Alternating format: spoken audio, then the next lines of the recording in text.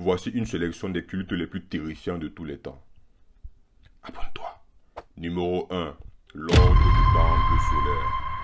Ce culte apocalyptique fera les gros titres de tous les journaux du pays le 4 octobre 1994, lorsque deux incendies vont éclater en Suisse, un dans une ferme et l'autre dans un chalet. Quand les autorités arrivent sur les lieux, ils sont choqués de trouver un total de 48 cadavres. Ils portaient tous des manteaux blancs et bizarrement certains d'entre eux avaient des sacs en plastique recouvrant leur tête. Les officiers ont également découvert que les incendies ont été déclenchés à distance à l'aide d'un dispositif. Quoi? Je vous passe ces informations, je n'ai jamais dit qu'elles seraient cohérentes. Je suis un ogre. Vous devriez vous estimer heureux que je sache parler. Ah! C'était pas nécessaire, ok. Bref, ces incendies ne seront pas des événements isolés. Au contraire, ce n'était que le début. Un an plus tard, le 15 décembre 1995, 16 corps seront découverts dans le sud de la France, tous allongés de sorte à former une étoile. Et enfin, 2 ans plus tard, le 22 mars 1997, 5 autres corps ont été découverts au Canada. Tous ces événements avaient exactement le même mode opératoire, tous brûlés vifs à distance à l'aide d'un dispositif longue portée. Passons à ce qui rend ce culte terrifiant. Vous vous rappelez les sacs en plastique? Eh bien, apparemment, certains membres du culte n'étaient pas très chauds pour boire le poison le jour du sacrifice, alors ils ont été plaqués par terre par les autres membres du culte et asphyxiés à l'aide d'un sac en plastique, transformant ce culte en une expérience à couper le souffle. Désolé. La raison pour laquelle ils ont fait tout ceci est qu'ils pensaient que la fin du monde était proche et ensuite détachant de leur enveloppe charnelle, leurs âmes seront transportées dans une autre planète échappant au Ragnarok. Si vous aussi vous êtes intéressé par cette transition spirituelle, pas besoin de vous immoler ou de consommer du poison, il vous suffit de faire un commentaire sur le poids de votre copine. Numéro 2. Le mouvement pour la restauration des 10 commandements de Dieu. Oui, je sais, le nom, il est nul à chier. Néanmoins, ils ont une des fins les plus tragiques de cette vidéo. Ce mouvement religieux a débuté en Uganda entre 1989 et les années 2000. Ce groupe aura réuni plus de 5000 adhérents durant son âge d'or. Leur croyance était simple. Les membres devaient respecter les 10 commandements bibliques à la lettre. Ils pensaient qu'en faisant cela, ils échapperaient à l'Apocalypse. Je trouve ça drôle comment vous les humains faites tout ce qui est en votre pouvoir pour échapper à l'apocalypse, sauf vous comporter décemment. Mais bon, qu'est-ce que j'en sais? Je suis qu'un ogre. Les adhérents de ce groupe avaient tellement peur d'enfreindre les règles qu'ils ont arrêté de parler et communiquer uniquement en langage des signes. Ce que je trouve extrêmement con. Qu'est-ce qu'ils se disaient?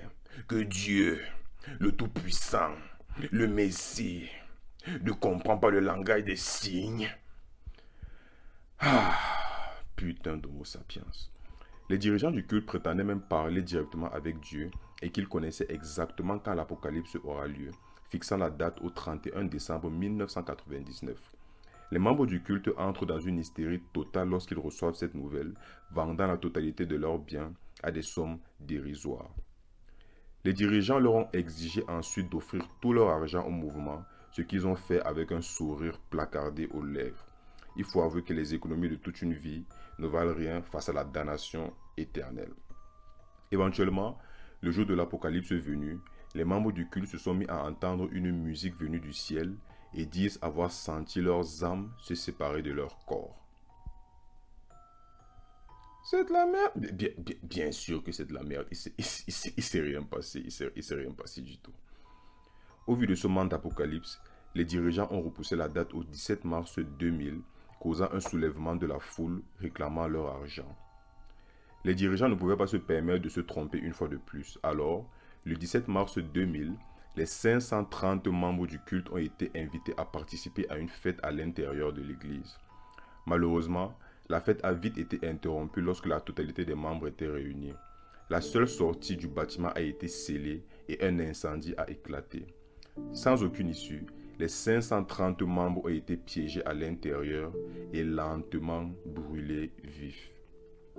Durant l'enquête, la police a découvert que 2 membres du culte ne se sont jamais présentés à la fête et en fouillant les différentes propriétés appartenant au culte, ils découvrent 395 cadavres supplémentaires.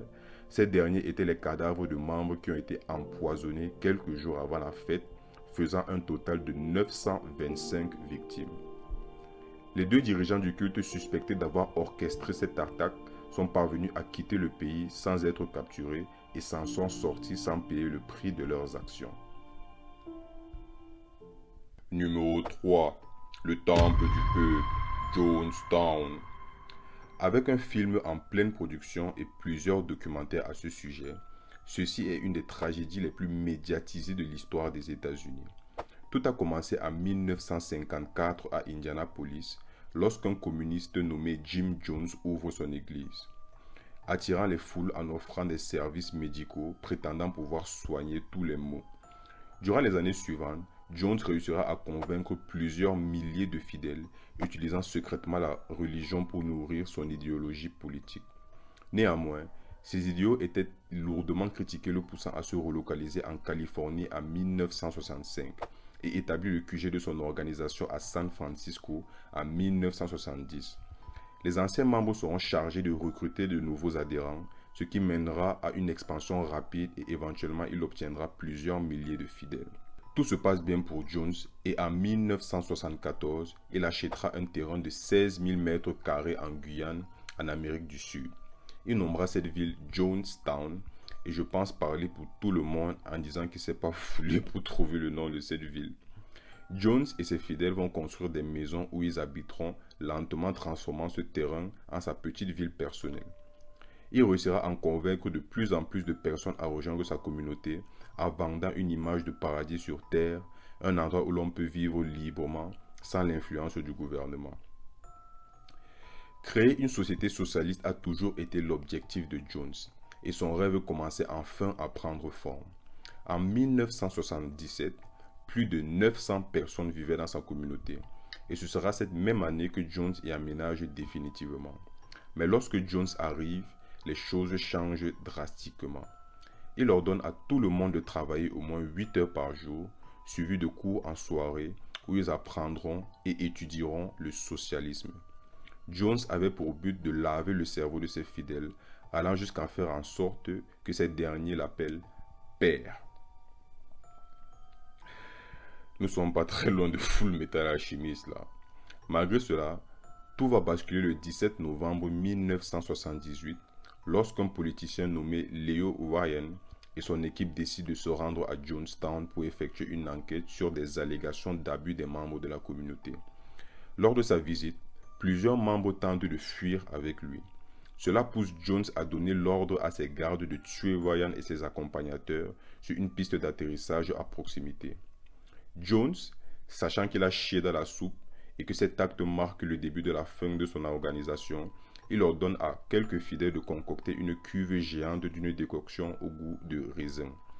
Étant un grand fan de Gordon Ramsay, il décide d'ajouter de la saveur à ce breuvage en y ajoutant une dose conséquente de drogue et de cyanure qui, pour ceux qui fumaient les joints durant les cours de chimie au collège, est un poison extrêmement mortel. Il a ensuite ordonné à tous les membres de son organisation de prendre un verre, causant un des plus grands suicides collectifs de l'histoire des États-Unis. Plus de 900 personnes, Jones inclus, perdront la vie ce jour-là. Le plus dérangeant dans tout ceci est que non seulement les victimes ne savaient pas que le breuvage était empoisonné, mais ils devaient également le consommer un à la fois. Donc, même lorsqu'ils ont compris ce qui se passait, il leur était donné le choix de boire le poison ou d'être assassinés par balle. Cette histoire sera à l'origine d'un dicton très populaire aux États-Unis, Don't drink the Kool-Aid, ou comme on le dit dans ma grotte, si tu vois ton frère chez le coiffeur, ça veut dire qu'après, c'est ton tour.